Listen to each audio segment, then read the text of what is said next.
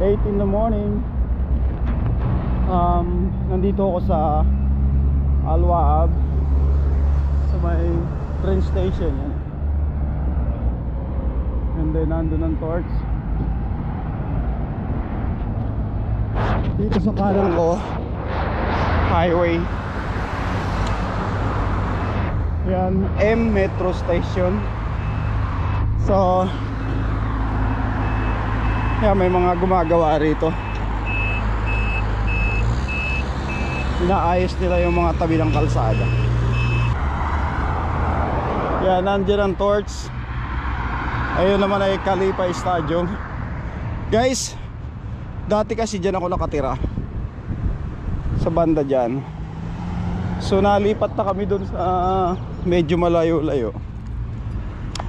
Di na ako masyado nakakatakbo rito. Ng halos isang taon nang di ako nakakatakbo rito. So subukan kong tumakbo ulit dito after almost 1 year. Titingnan natin kung ano mga pinagbago rito. Pero walking distance lang to mula dun sa linipatan namin. Kasi diyan kami dati oh. So kahit 12 na, paglabas ko ng trabaho 10, 11 ng gabi, tumatawid lang ako dito sa highway na to. Tapos nandito na ako, takbo na ako. Napakalapit lang, a few steps lang. Pero ngayon yan mayroon ng bakod sa island. So mahirap nang tumawid. Kailangan mong pumunta ng signal sa crossing. Kailangan mo mag-cross sa mga ganyan signal light para makatawid ka. Kasi yan, kung napapansin nyo, panay yung island kasi ginagawa nga naman tawiran kahit saan. So ang ginawa ng government, nilagyan ng bakod yung island, so hindi na makatawid. So after 1 year, ngayon lang ako tatakbo ulit dito. Ito guys, ito Khalifa Stadium to. So dito magbubukas ang FIFA World Cup 2022 dito sa stadium na to. At dito rin ang closing ceremony. Ito torch na to, tinayo to nung Asian Game 2006 Asian Game. So it's gonna be busy this place this coming December 2022. Di ko alam kung anong date. We're expecting million of spectator during that time. So busy tong lugar na to. Paborito ko tong takbuhan kasi dyan lang ako pumapasok sa Villaggio. Yun, so ito ang tinatakbuhan ko. Papunta roon, paikot. Dati ito kasing lugar na to, karamihan dito gymnasium, Khalifa Stadium. Tapos yun naman, kulay blue na to, na yun, ano naman siya, Olympic size swimming pool. And then mga football field dyan, lahat. So dun sa kabilang yun, karamihan naman dun nagtitent. Pagka walang pasok ang mga tao, naglalagay sila ng tent. Maghapon dun pamilya. So mas maraming kumikilos dun kumpara dito. Pero dito may jogging lane din, kung mapapansin nyo. May bike lane, jogging lane. So konektado to. Kaya lang kulang ang kumikilos dito, karamihan dun. Dahil pam-family yun family park yun So tatakbo ko ngayon. Titingnan natin kung ano mga nagbago rito. Mula makalipat kami, mula dito nalipat kami doon. So titingnan natin, papakita ko sa inyo kung ano mga nagbago rito after 1 year na hindi ako tumakbo rito. Pero dito lang naman ako paikot-ikot. Yan, dito ako pumapasok. So tatakbo ko, tingnan natin, papakita ko sa inyo kung anong nagbago. 8 na, medyo kung hindi taglamig, mainit na 8 na, pero dahil malamig na, kayang-kaya kahit 8 na. Okay guys, samahan nyo ako tumakbo. Yun.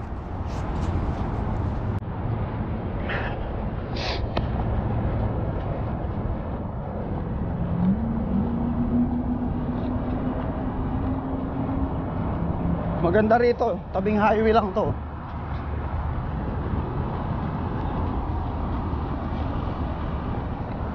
Kaya itong mga to, mga kainan to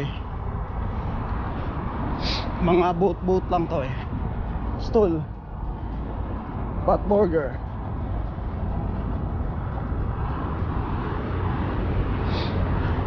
Na-miss ko to. Masarap tumakbo rito. Dito ako gabi-gabi dati.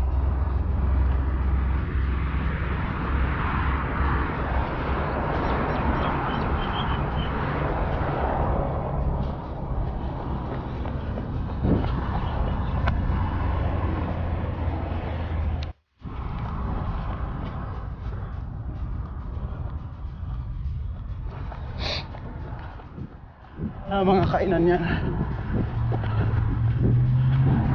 Kung napapansin nyo guys, may flag na. December 17 ngayon. Bukas is National Day nila.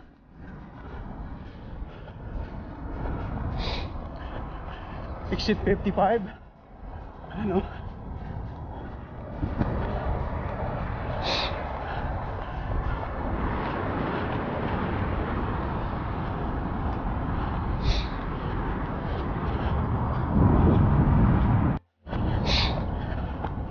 Walang masyadong tao ngayon dahil 8 na.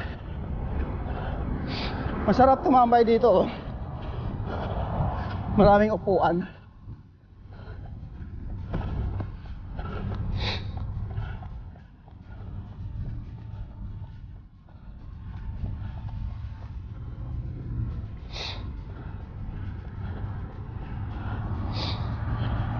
Kabilaan ang station dito eh. Ayun oh, sa kabila. Train station yan. Saka ito, napakalaki. Kung napapansin nyo, walang railroad sa labas. Ilalim po ang train dito. Sa Makatwid, ang tinatakbuhan ko, butas sa ilalim. Yan guys, metro station.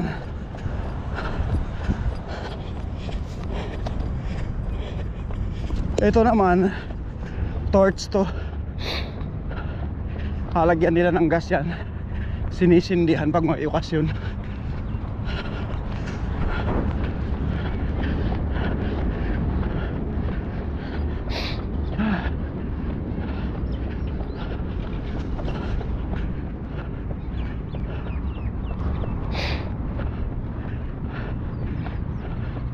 Tapos yun, station ulit yun. Yung train kabilaan.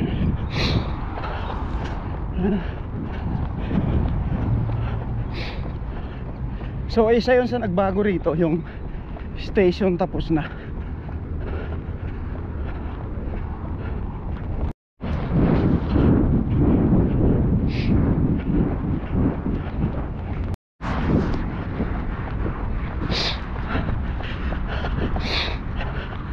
Napapansin nyo guys kung gaano kaganda to.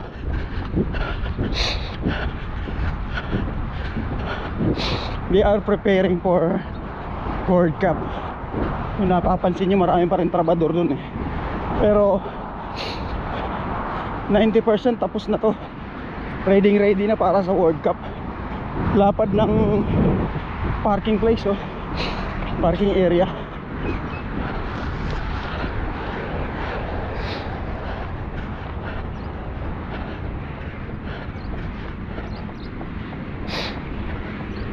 Guys, di ba nabanggit ko sa inyo yung World Cup 2022. Gaganapin yan dito sa Doha, December 2022. Pansin nyo ba yung building na yan oh?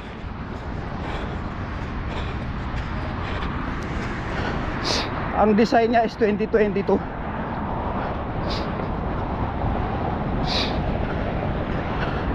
Anticipating para sa World Cup. Possible na isa to sa mga accommodation ng player, or probably hotel, apartment, I don't know. Isa to sa nagbago rito. Nung tumatakbo ko dati, Kino-construct pa lang to. Pero ngayon tapos na oh. Mas maganda siya mga guys pag araw, pag gabi. Paiba-iba ng kulay yan. Papakita ko sa inyo. Yan oh. Higil lang ako guys.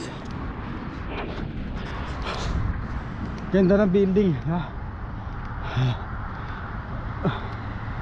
2022. Super ganda. Hotel yata to o apartment, diba? Ganda. 2022. Yan, isa yan sa nagbago rito.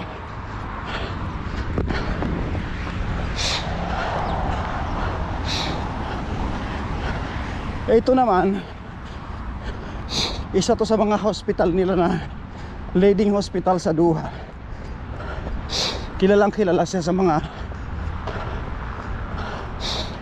doktor to ng mga athletic nila.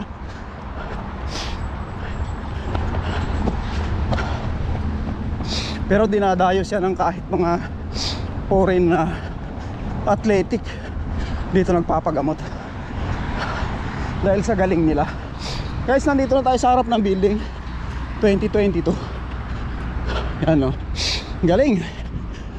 Yan, may flag sila kasi bukas national day nila. Hi guys, nandito na ako sa kabilang side ng Aspire Park.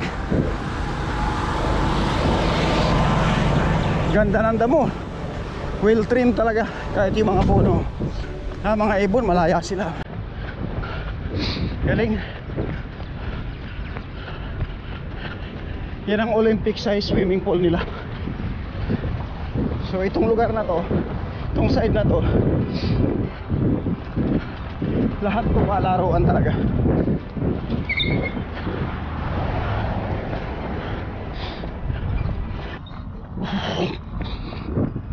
Excuse me. Yan o, well trimanda mo. May nag spray fertilizer.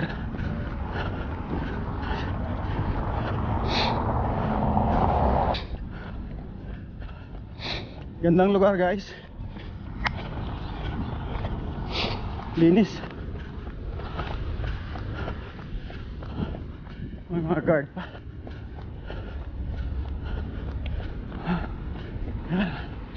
Malaking bula.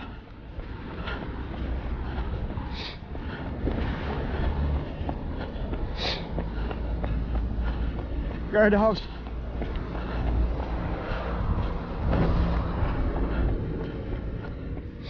Ayan guys, guard house ulit. Tingnan nyo kung gaano kaganda ang guard house.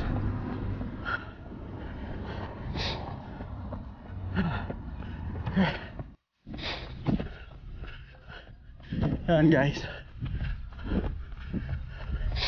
football field to guys.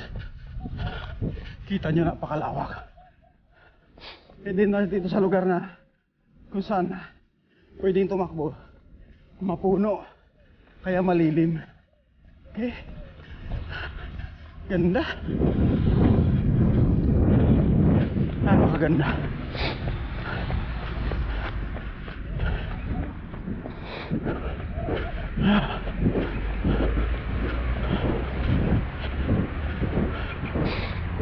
Tingnan nyo guys yung mga puno.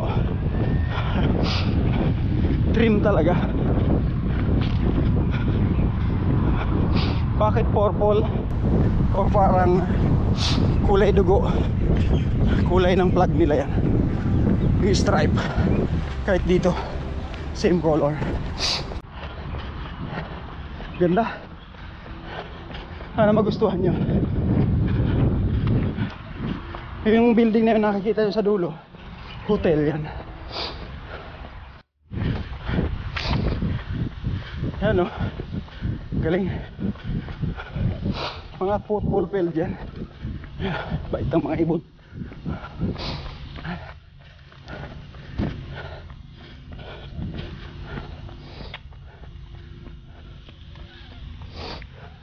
Hotel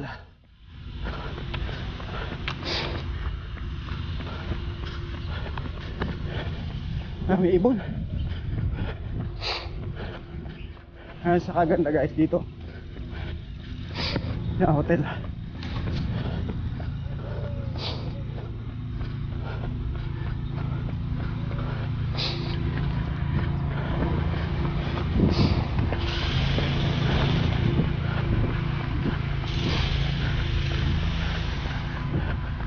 Guys dito para lang ma-maintain nila yung kagandahan ng lugar, 24/7 ang maintenance. Yan. Dun sa kabilang yun, yan ang sinasabi kong tinatakbuhan ko madalas. Ngayon lang ako bumalik dito after 1 year. Ganda. Yan, ito gym nila to, saka parang restaurant. Exclusive sa mga player.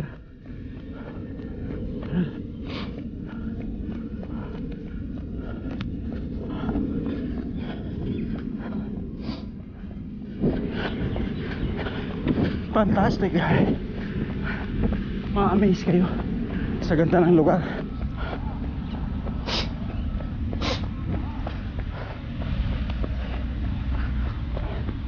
Ganda guys, diba?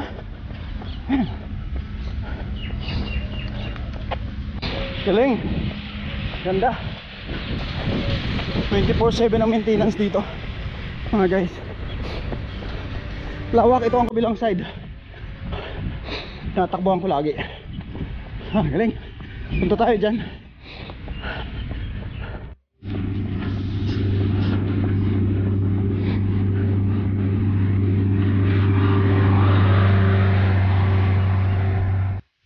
Lovely.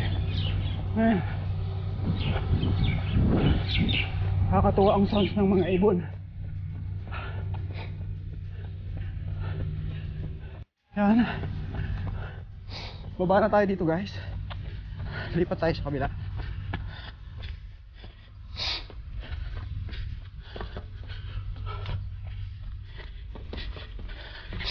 Okay. Dito tayo sa kabilang side. Maliwanag dito guys sa gabi. Nakita nyo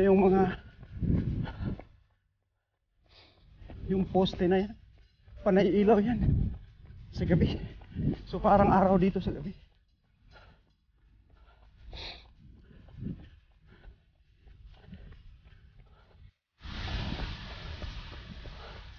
Ilaw oh. Galing.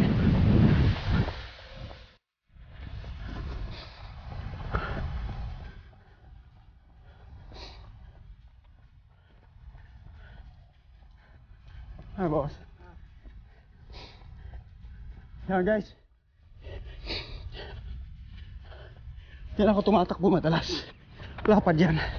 So lilipat tayo kasi may bakod dito. Para malayo-layo naman tayo ng konti.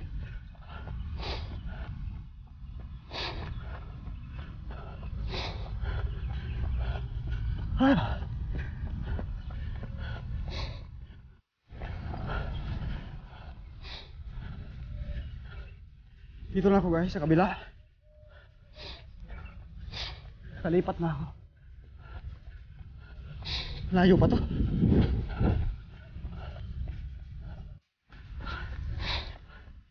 Matik ang pandilig dito guys.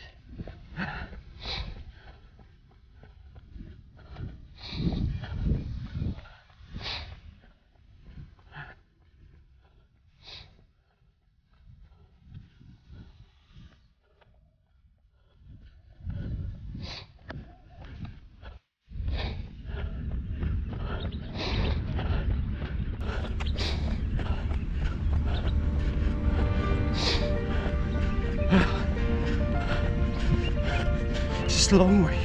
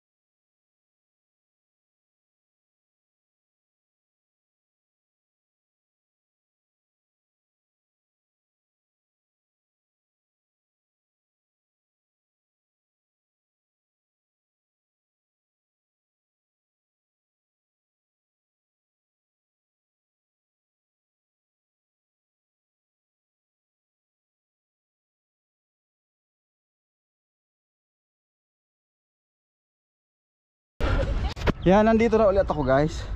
Kung napapansin nyo guys, bakit lagi ko dito tumitigil? Galing ako dun sa kabilang yun, harap ng torch na yun.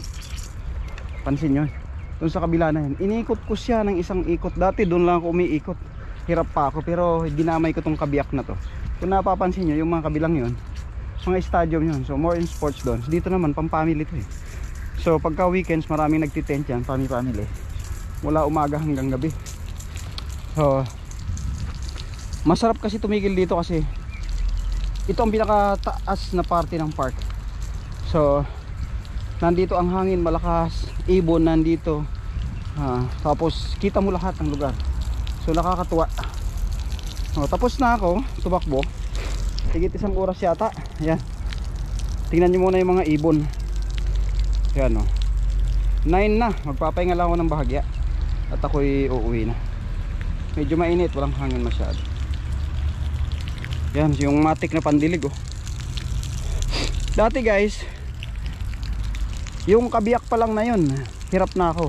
Pero ngayon sinama ko siya eh. Naubos ko isang ikot yung napakalaking park. Doon yan. Sa kabilang yan. Doon hanggang doon kung saan ako nanggaling. So yan guys, enjoy. Sana magustuhan nyo yung takbo ko ngayon. Yun ang routine ni Lakwachero pag Friday saka Tuesday na day off.